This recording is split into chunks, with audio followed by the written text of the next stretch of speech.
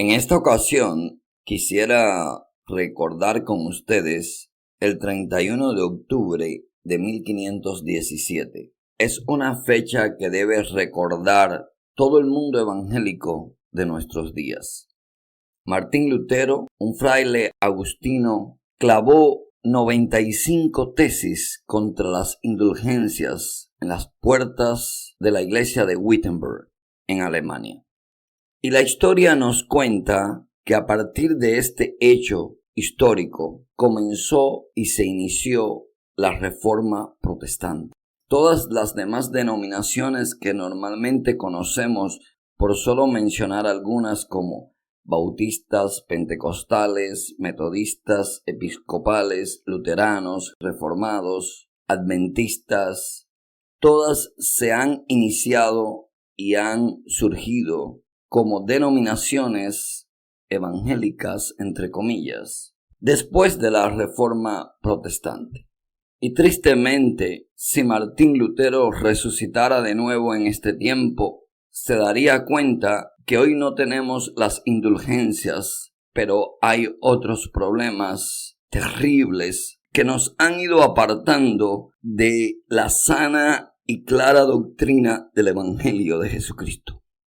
El mundo necesita otra reforma y esta reforma no va a venir, es lo que pienso.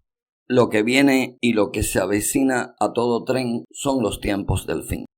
Pero bueno, entrando en materia, en cuestión de lo que más impactó allí a este fraile católico Martín Lutero, la historia nos dice que hizo impacto profundo en su corazón fue Romanos 1:17. Y este verso dice: porque en el Evangelio la justicia de Dios se revela por fe y para fe, como está escrito, mas el justo por la fe vivirá. El tema de la justicia es bien profundo.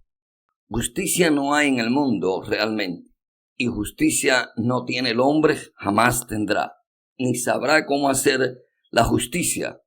Si nos remontamos otra vez a los inicios, al Génesis, allí al inicio de la humanidad, al pecado original, Dios le pregunta a Adán, ¿qué pasó?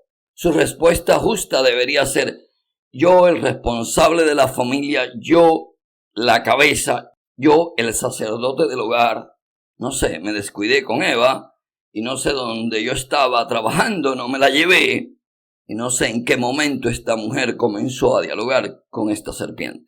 No, su justicia estaba totalmente corrompida. Él no es justo más nunca, ni somos justos ninguno de nosotros. La mujer que me diste por compañera, ella me dio del árbol y yo comí. La necedad del pecado es terrible. Y no hay justo, y no hay justicia en ninguna corte. Y no hay justicia realmente bien hecha, que no esté matizada del dinero, del poder, de la influencia de esta tierra. Entonces, el Evangelio revela la justicia de Dios. Dice Romanos 1:17, que en el Evangelio la justicia de Dios se revela. Interesante, ¿verdad? Bueno, pues el Evangelio no son buenos consejos para ganar el favor de Dios. No es una serie de rituales y de ceremonias o de religión para poder alcanzar la vida eterna. El Evangelio es buenas noticias. El Evangelio es un hecho consumado y hecho por Dios, a la manera de Dios. Qué triste para mí ha sido escuchar a tantos predicadores proclamando consejos y cosas por hacer para tener una vida que agrade a Dios y que Dios me vea como santo, me justifique y me salve. Sencillamente esto es agotador. Es agobiante y no es otra cosa que una religión. Pues la justicia de Dios consiste en la siguiente manera. Comprendió desde las edades eternas que todas sus criaturas eran una gran partida de pecadores condenados a la muerte. Y ninguno de ellos podría alcanzar el nivel moral que Dios reclamaba para presentarnos ante su presencia. Por lo tanto, Dios decide bajar hacerse humano, insertarse entre nosotros y morir en forma de Hijo de Dios, Jesucristo hecho carne. Cristianos más viejos recordarán aquel himno: Dios descendió y de gloria me llenó, cuando Jesús por gracia me salvó.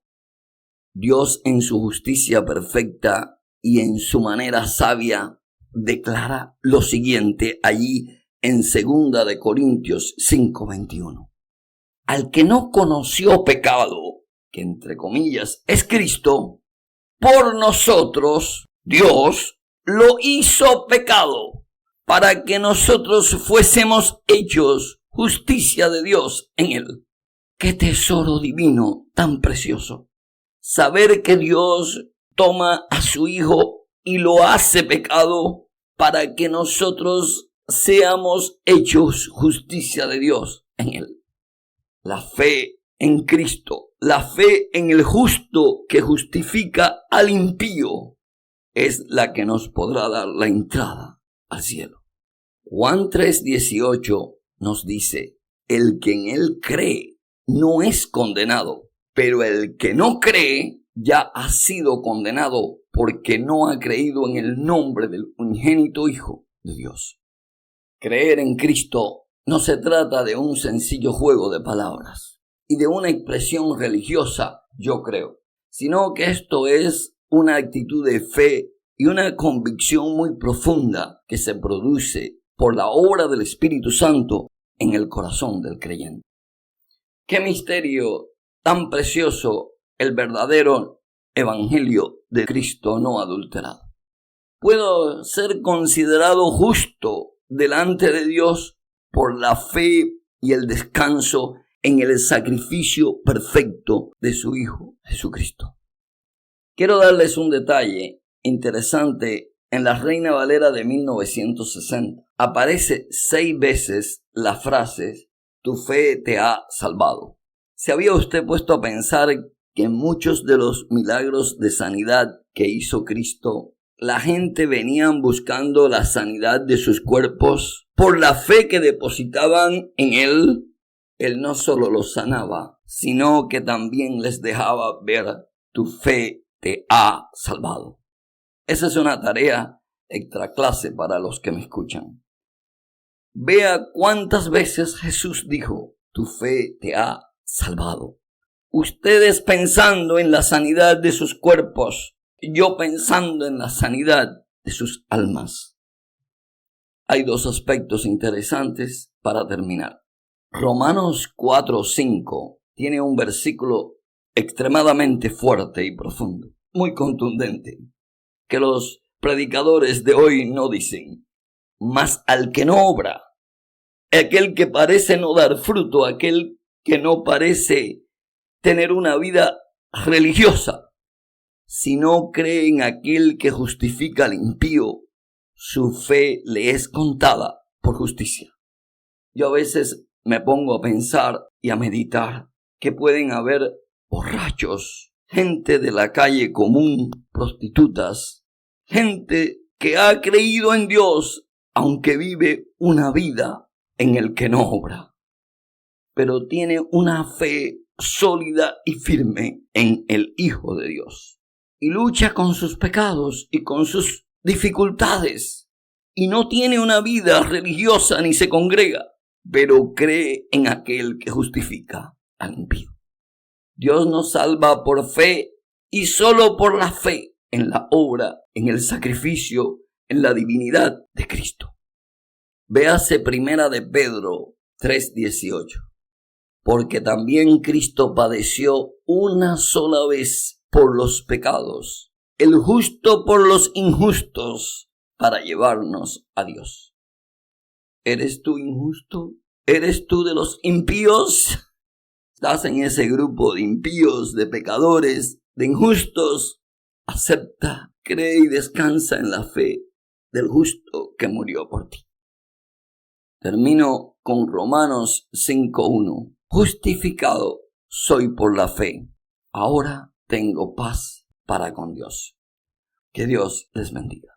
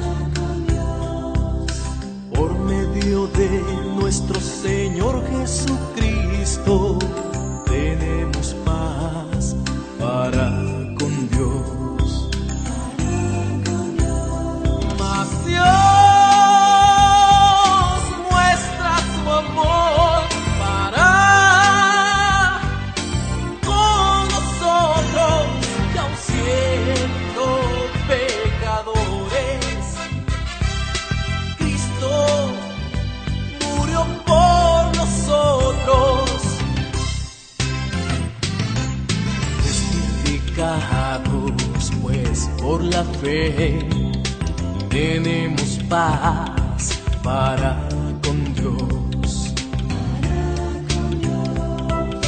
Por medio de nuestro Señor Jesucristo tenemos paz para con Dios. Dios muestra su amor para con nosotros, que aun siendo pecadores, Cristo murió por nosotros. Justificados pues por la fe, tenemos paz para con Dios. Por medio de nuestro Señor Jesucristo tenemos paz para con Dios.